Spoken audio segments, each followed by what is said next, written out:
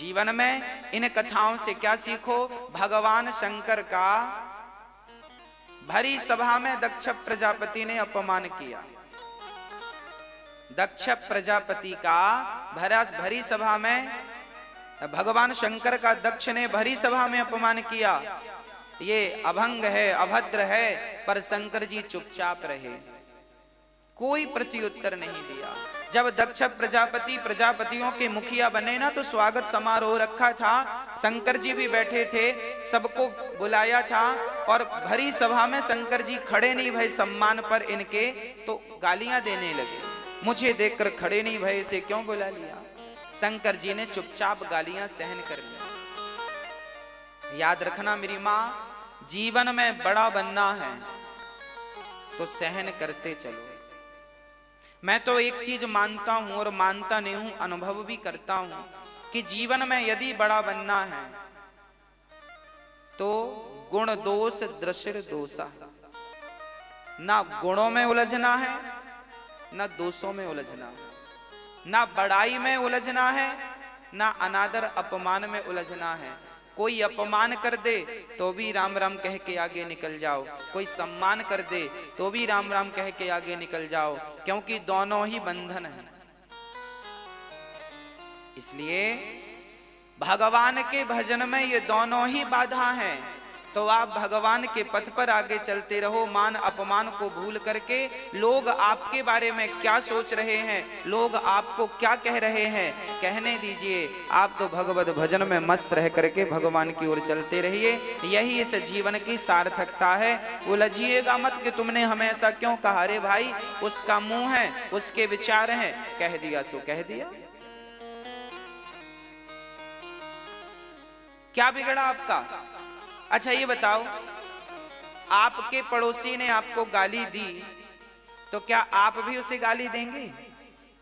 यदि गाली देने से हिसाब बराबर हो जाए तो फिर दे दो। ऐसा होता है क्या? पर आप तो ऐसे ही करते हैं। आपको ज्ञान सब है पर करते ऐसे ही हैं आप। आपको किसी ने गाली एक दी तो आप दो देंगे। अच्छा मुझे एक बात बताओ, कुत्ता आपको काटे तो क्या आप भी कुत्ते को काटते हैं? तूने हमें काटा, हम भी तुझे काटेंगे। भाई कुत्ता आपको काटे तो आप कुत्ते को ना काटो, आप इंजेक्शन लगाकर अपना इलाज करो। उसी प्रकार जो व्यक्ति आपको गाली दे रहा है वो तो उस कुत्ते के तुल्य है। आप कहां कुत्तों की मुंह लग रहे हैं? आप तो भगवान के पथ पर आगे बढ़ते चलिए। और आपने भी यदि उसका जवाब दिया तो फिर वो कुत्ता तो आप कौन से शेर है? आप भी ग्राम पशुओं परे, आप भी वही हैं। इसलिए मुंह ना लगिए। कहावत गांव में कहते हैं, कुत्तों के मुंह क्यों लगते हो? नहीं लगना चाहिए। तो जो आपको गाली दे उनके मुंह लगने से क्या फायदा? थोड़ी सी सहन शक्ति बढ़ाओ। 70 किलो का वजन है, थोड़ा सहन करो, थोड़ा बढ़ाओ अपनी क्षमता, तितिक्षवा, सहनशील बनो। इसलिए भगवान शंकर कर्पूर गौरम करुणावतारम दक्ष की गालियां सहन कर गए। भगवान कृष्ण ने शिशुपाल की 100 गालियां सहन की, और जब 101 गाली हो गई तो सिर भंग कर दिया। प्रश्न खड़ा हुआ कि प्रभु आपने 100 गालियां सुनने के बाद शिशुपाल का सिर काटा, पहली गाली में क्यों नहीं काटा आपने? अरे भगवान 100 गाली सुनने के बाद काटते हैं। अच्छा आपको कोई गालियां दे तो क्या आप 100 गालियों का इंतजार करेंगे? 100 हो जाए फिर इसको जवाब देंगे? आप तो उसकी पूरी नहीं हो पाती और आप चालू हो जाते हैं। पर भगवान आपको मैसेज दे रहे हैं कि भगवान कृष्ण कहते हैं मैं 100 गालियों तक चुप रहा, जब 100 पार हुई तब मैंने सिर काटा। मानो भगवान आपसे और हमसे कहा कि बेटा मैं भगवान होकर 100 गालियां सुनता हूं तो तुम इंसान होकर कम से कम 10-20 गालियां तो सहन कर लिया करो। 10-20 गालियां पचाने की क्षमता तो रखो, बात बात में जवाब ना दिया करो।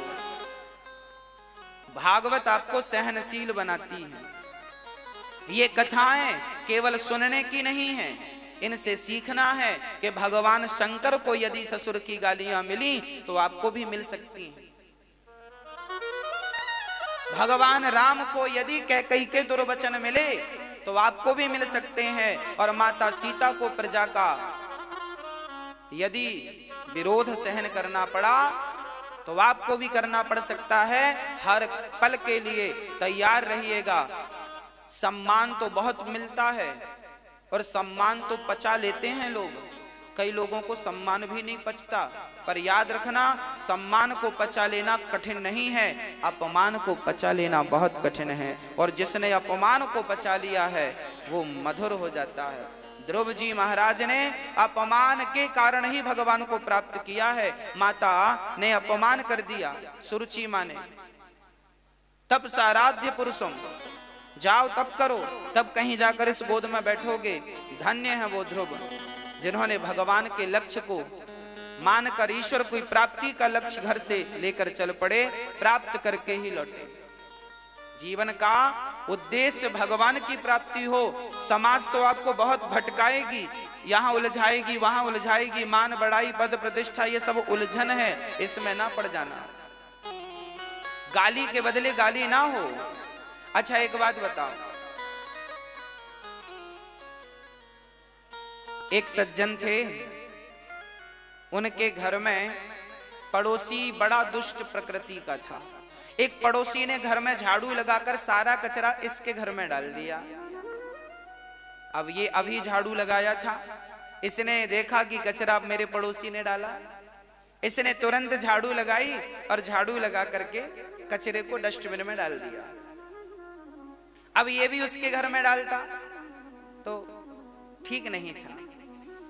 इन्होंने कचरे को डस्टबिन में डाला और अपने घर अंदर जाकर के बढ़िया आम, अंगूर, केला, सेब, अनार, पपीता, फल निकाल करके उस पड़ोसी को दिया जिसने कचरा डाला था। उसको लगा लड़ने आ गया। इसने जब दरवाजा खोला तो इन्होंने, जिनके घर में कचरा था, फल लेकर गए। साहब ये फल हमारे गांव से आए हैं, बड़े मधुर हैं, घर के फल हैं, खाओ। वो व्यक्ति जिसने कचरा फेंका था पानी पानी हो गया। उसने कहा भैया मैंने आपके घर कचरा फेंका था और आप मुझे फल खिला रहे हो।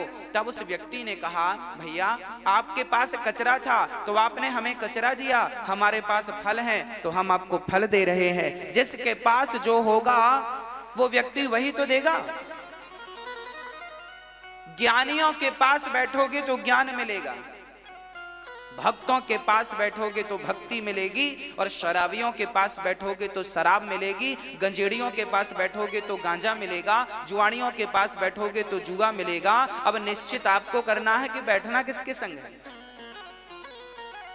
जिसके पास जो होगा वही तो निकाल के देगा।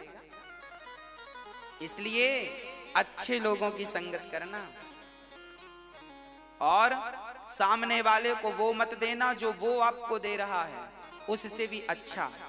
वो आपको गालियां दे तो आप गालियां मत दो। एक महाभक्त मालूम एक कथा आती है कि एक संत जी गंगा स्नान करके लौट रहे थे, तभी एक व्यक्ति ने उनके ऊपर थूक दिया। महात्मा जी तुरंत गए गंगा में एक डुबकी लगाए, फिर आए, उस व्यक्ति ने फिर थूक दिया। संत जी फिर गए, फिर आए, उस व्यक्ति ने फिर थूक दिया। संत जी फिर गए, फिर आए, उसने फिर थूक दिया। उसने 100 बार थूका और संत जी 100 बार। और संत जी के साथ उनके चेला शिष्यगण थे। उन्होंने कहा गुरु जी आज्ञा दो तो इसकी कमर तोड़ डालें, हाथ पांव तोड़ के हाथ में दे दें, आप आज्ञा करो। गुरु जी ने कहा बेटा यदि तुमने उसके हाथ पांव तोड़ दिए तो उसमें और हम में और तुम में अंतर क्या रह जाएगा। इसलिए जो वो कर रहा है उसे करने दो। जब 100 बार उसने थूका और संत जी ने 100 बार स्नान किया, अब की बार वो व्यक्ति पत्थर दिल था पर संत के स्वभाव से पिघल कर चरणों में गिर पड़ा। महात्मा जी आप जैसा सहनशील मैंने नहीं देखा, मेरे अपराधों को क्षमा करो, आप पक्के संत हैं। तब संत ने मुस्कुराते हुए कहा बेटा आज तो मैं तुझे प्रणाम करूंगा। उसने कहा मुझे क्यों प्रणाम करेंगे, मैं तो आप पर थूकता रहा। महात्मा जी ने कहा आज तेरे थूकने के कारण आज मुझे गंगा में 100 बार स्नान करने का पुण्य प्राप्त हो गया। मेरी इतनी जिंदगानी निकल गई, मैंने आज तक गंगा में 100 डुबकियां कभी नहीं लगाई, आज तेरे कारण मैंने 100 डुबकियां लगाई, इसलिए तुझे प्रणाम करता हूं। वाह संत हृदय नवनीत समाना। संत तो मक्खन की तरह होता है, कोमल। बस मेरी माँ, आपको भी वो हृदय लाना है, कहीं से भी लाओ, वो बिल्कुल शुद्ध हृदय, किसी के प्रति कोई घृणा ना हो, कोई द्वेष ना हो, कोई नफरत ना हो। आपके मन में है तो कर लो नफरत, कर लो द्वेष, कर लो घृणा, पर हम ना करें। हमने अपने को ठीक करना है, हमें अपने को ठीक करना है, हमें पड़ोसियों को ठीक नहीं करना। पड़ोसी बाद में ठीक हो जाएंगे, पहले अपने को ठीक करो, अपना स्वभाव बदलो, अपने विचार बदलो।